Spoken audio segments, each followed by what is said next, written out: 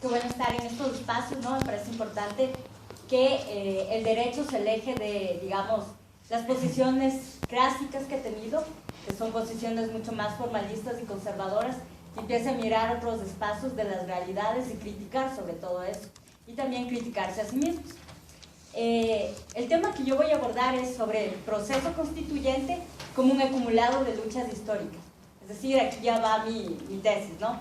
Cuando yo veía la mesa y decía cuál es la relación entre nuevo constitucionalismo y movimientos sociales, decía, bueno, ¿dónde yo puedo encontrar el punto de unión entre nuevo constitucionalismo y movimientos sociales? Entonces me venían muchas preguntas de la cabeza, ¿no? Decía, de pronto yo encuentro algún punto tanto de partida o será tal vez de llegada el nuevo constitucionalismo. ¿Acaso el nuevo constitucionalismo responde a las demandas históricas de los movimientos sociales? ¿Logra concretizar las demandas que estos han tenido? Creo que esas preguntas no las puedo resolver en lo que les voy a decir, pero creo que son preguntas que nos ayudan a seguir avanzando en la discusión sobre el tema. Digo, a primera vista resultaría contradictorio hablar de derechos y de derecho y de movimientos sociales bajo un mismo paraguas, dado que el derecho, al ser una expresión del poder y por lo tanto una expresión de carácter hegemónico, ha sido, como les decía ya, conservador y formalista, pues su tarea es crear y mantener el orden.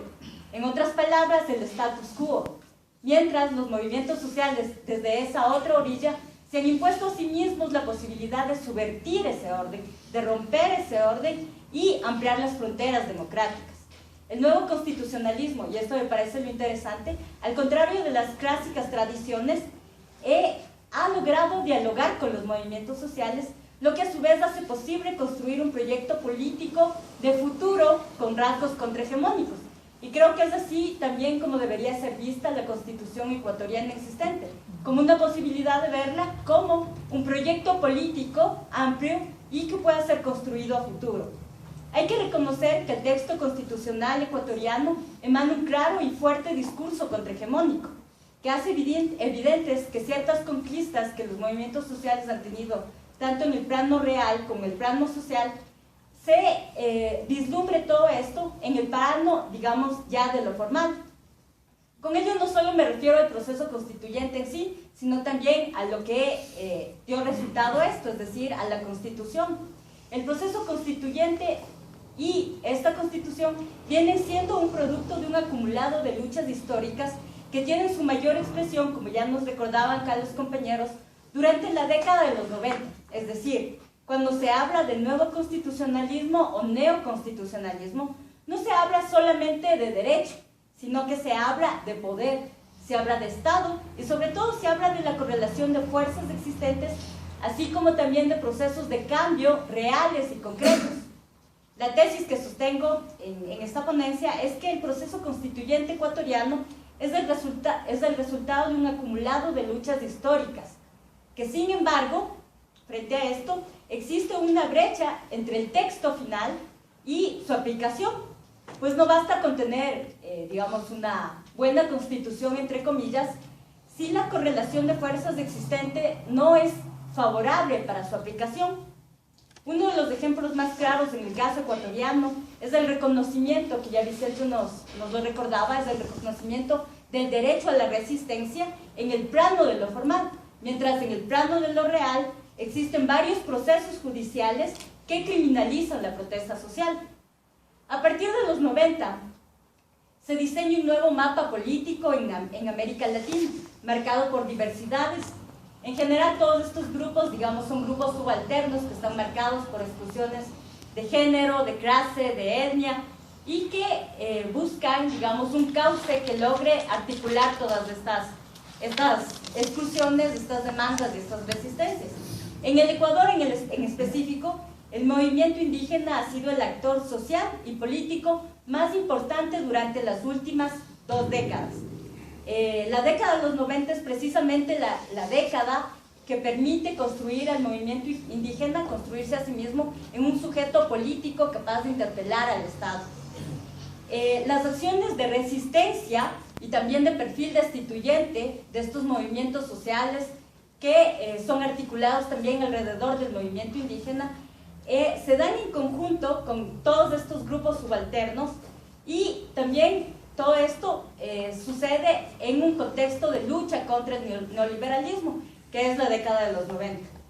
Recordemos también que los movimientos sociales surgen en el marco de una pauperización y también de una debilidad institucional que es incapaz de responder a las demandas sociales que exigen estos movimientos. Y por lo tanto, estos movimientos sociales se convierten en una forma excedente de política, es decir, superan los límites de la política institucional dada, es decir, los partidos políticos, le hace esto con partidos políticos, supera esos espacios tradicionales de la política y se convierte en movimientos sociales, es decir, el centro de la política ya no es esta institucionalidad, es de esta formalidad entendida como partidos políticos, sino que el centro de la política se traslada a los movimientos sociales, es decir, a este no lugar de los movimientos sociales. Por lo tanto, la práctica de la política también empieza a tener otro sentido y otra dinámica. La deslegitimación de los partidos, así como la crisis de la institucionalidad política ecuatoriana, hacen que, digamos, la práctica de movimientos y la práctica desde el Estado y desde las instituciones cambie y por lo tanto tenga o necesiten tener otros tipos de respuesta que, digamos, de alguna manera, como Vicente ya nos los ponía, ha ido como intentando dar vías de respuesta a través de, por ejemplo, líneas de participación ciudadana. Este impulso de la década de los 90 es un impulso de carácter contrahegemónico, que no solamente significa la articulación en resistencia de estos grupos subalternos, sino también de un proceso de deliberación sobre una visión de mundo alternativa. Es decir, no solamente nos hallamos ante un proceso destituyente, sino en un proceso de conformación de potencial poder constituyente.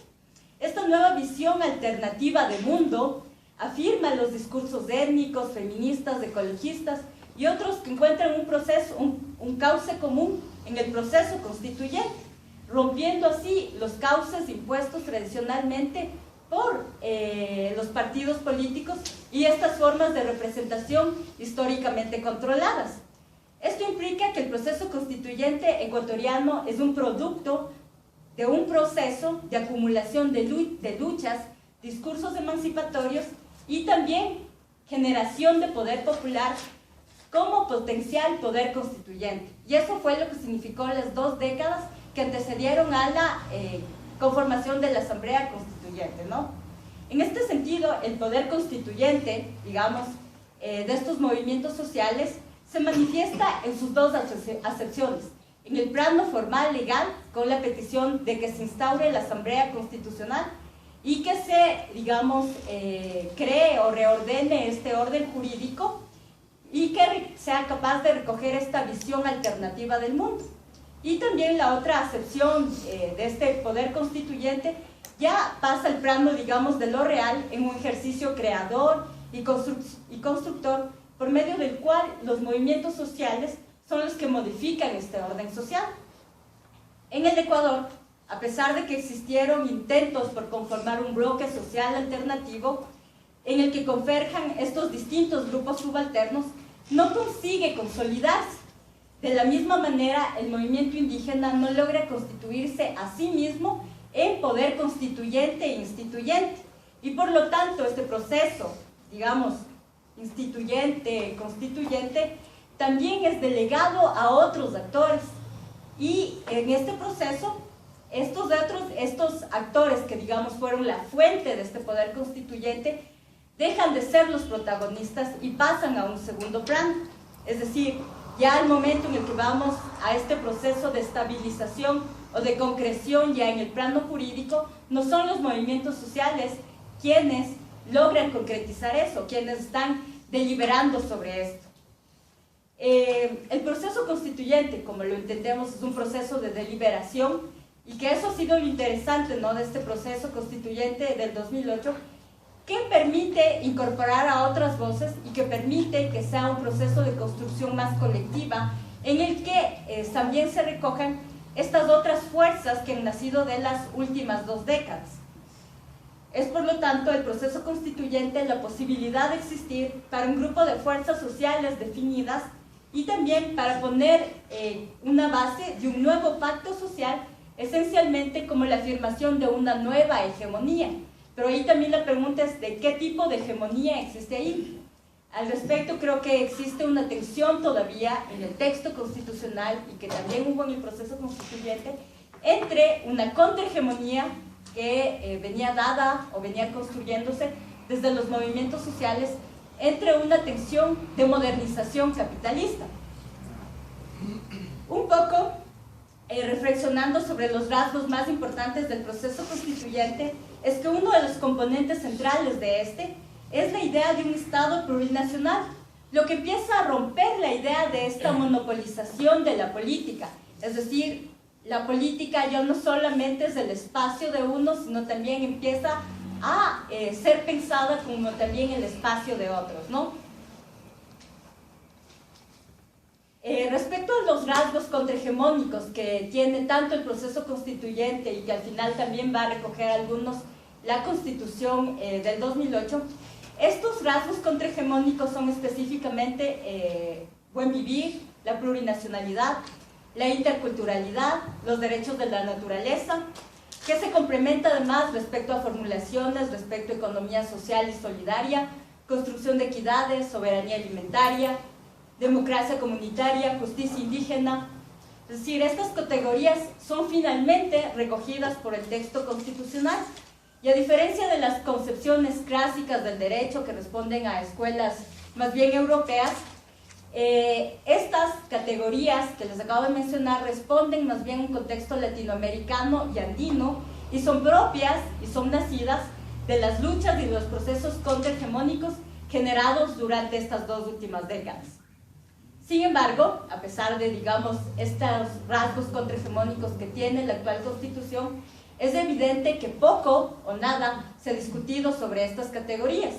Pues si bien el texto constitucional al momento de recogerlas deja correr un discurso emancipatorio y contrahegemónico, no logra traducirlas a la práctica. Es decir, la práctica y el ejercicio del derecho, aún, digamos, cotidiano que tenemos aquí, sigue siendo muy formalista y todavía su posición sigue viendo estas categorías como simples novelerías a las que simplemente hay que ignorarlas.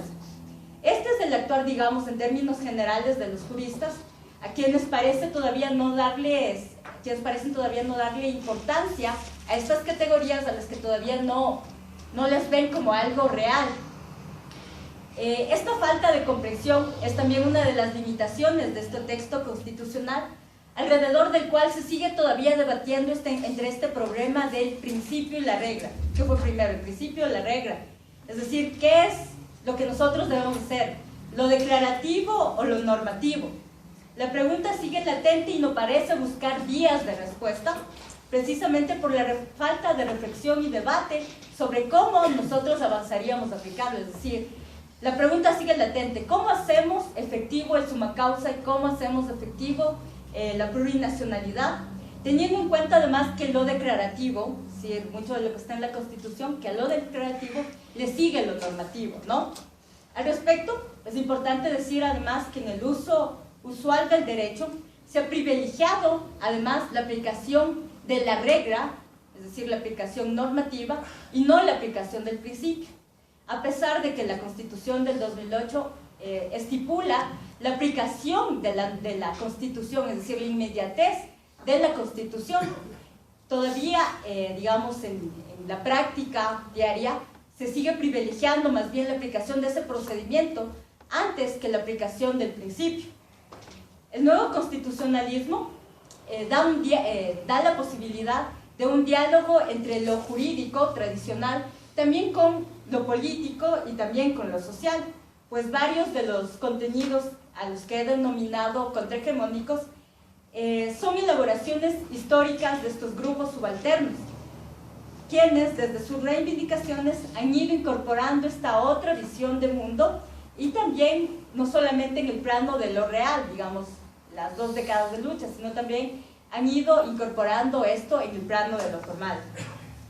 Si bien el texto constitucional recoge varios de los contenidos de la realidad social, este también crea una realidad, es decir, crea un universo de significaciones e instituciones que al imbricarse o que al cohesionarse con el orden simbólico que ya tenemos, crea y confiere una unidad, y una unidad de distinto tipo en este caso. Se genera entonces una realidad social que nuevamente nos dice qué es lo que es y qué es lo que no es, qué es lo permitido, qué no es lo permitido, qué es lo que tiene valor, qué es lo que no tiene valor, qué es lo que es normal o no anormal, o anormal, qué es lo aceptable o inaceptable, etcétera, ¿no? Es decir, también hay que ver a la Constitución como esa posibilidad de proyecto histórico, de futuro, que también nos da otro tipo de posibilidades que transgreden los límites tradicionales del derecho, ¿no? También nos da la posibilidad de otro tipo de existencias. El texto final constitucional representa un gran avance para los movimientos sociales. No obstante, hay que poner énfasis en que existen limitantes, y estas limitantes están dentro de dos planos, digamos. Hay unas limitantes específicamente de carácter jurídico, de carácter normativo, y esto tiene que ver con lo que ya les había mencionado, con la aplicación del principio y la aplicación de la norma, y que necesitan ser debatidas y que necesitan ser desarrolladas. Pero también tiene otra limitante, que a mi parecer es mucho más fuerte e incide mucho más. Y esta limitante es de carácter, digamos, contextual, es de carácter político, es de carácter, es de poder, ¿no? O sea, el limitante de las constituciones, y también en el caso ecuatoriano que tenemos en este momento, es que la Constitución no pueda aplicarse porque no existen las posibilidades o porque la correlación de fuerzas no haga efectiva su realización. Por lo tanto, y también, digamos, uno de los ejemplos en el caso ecuatoriano, como ya les mencionaba, es la criminalización de la protesta social. Este es un claro ejemplo de cómo un texto constitucional progresista, digamos, puede tener limitaciones contextuales o de hecho, ante una correlación de fuerzas que no es favorable para los movimientos sociales. El sistema penal, en este caso, es instrumentalizado para criminalizar a los movimientos sociales, aun cuando el artículo 98, que un poco los movimientos sociales deberíamos tener como mantra, digamos, nos dice que los individuos y los colectivos podrán ejercer el derecho a la resistencia frente a acciones u omisiones del poder público, de las personas naturales, jurídicas, no estatales que puedan vulnerar sus derechos constitucionales y demandar el reconocimiento de nuevos derechos. Este es violentado ante una correlación de fuerzas que no viene a responder o que no viene a responder las demandas de los movimientos sociales, o que digamos no está por lo menos en su mismo lado. La criminalización judicial ha incluido denuncias y procesos que han incorporado imputación de procesos como de delitos como sabotaje de servicios públicos, destrucción de edificios, obstrucción de vías, terrorismo organizado, rebelión, atentado contra la propiedad privada, por asociación ilícita. Estos hechos además vienen contradiciendo el espíritu de la Asamblea Constituyente del 2008, dado que, como recordaremos en la Constitución del 2008, en la Asamblea Constituyente del 2008, se emitió 2 resoluciones de amnistías a favor de cientos de personas investigadas y enjuiciadas por defender sus territorios y espacios de vida, reconociendo la legitimidad de las acciones de estos actores. Sin embargo, digamos, en este momento, a pesar de que la Constitución recoja este derecho, sea totalmente garantista, en el plano de lo real nosotros seguimos teniendo procesos de criminalización. Por lo tanto, parece que lo interesante del proceso constituyente del 2008, como de la Constitución producto de este, fue la posibilidad de que el texto constitucional se aleje de lo formalista y recupere las formulaciones y demandas realizadas desde los movimientos sociales, desde el plano social. ¿A qué me refiero con esto? Con ello quiero decir que los movimientos sociales, por primera vez en la historia, tuvieron la oportunidad de disputar el sentido histórico del Estado, el sentido histórico como pueblo, digamos, y por lo tanto también ir incorporando estos rasgos contrahegemónicos. De esta manera, creo que se hace evidente una vez más que el tema, digamos, de constitución no es un problema de derecho, sino es un problema de poder. Gracias.